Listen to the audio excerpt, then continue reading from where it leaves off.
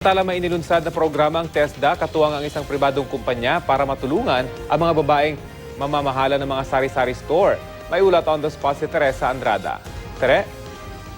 Rafi, panauhing pandangal si Pangulong Noynoy Aquino sa isang event ng TESDA sa MOA Arena kaninang umaga. Ang target ng programa ay mabigyan ng credit access at financial knowledge ang mga kababaihan sa pamamahala ng kanilang mga sari-sari stores. Maraming kababaihan sa Pilipinas ang nagnenegosyo sa pamamagitan ng sari-sari stores dahil nababalanse nila ang pag-aaruga ng kanilang pamilya at paghahanap buhay.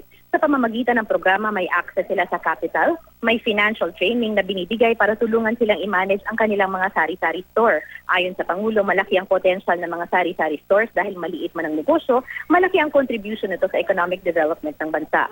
Sabi pa ni Pinoy, sa ilalim ng TESDA, higit sa kalahati ng kanilang mga scholars ay pawang mga kababaihan. Bukod sa TESDA, tumutulong din ang pamahalaan sa kababaihan sa pamamagitan ng mga lending opportunities at programa gaya ng Go Negosyo.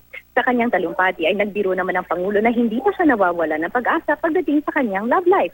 Sa harap ng mga kababaihang benepisyaryo ng programa, nagpakilala si Pinoy na single at walang anak at naniniwalang after ng termino niya sa 2016 ay makakahanap pa rin siya ng mapapangasawa.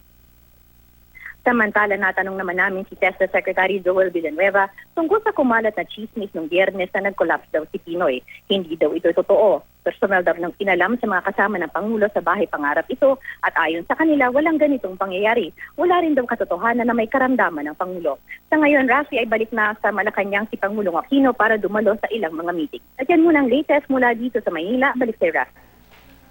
Maraming salamat, Teresa Andrada.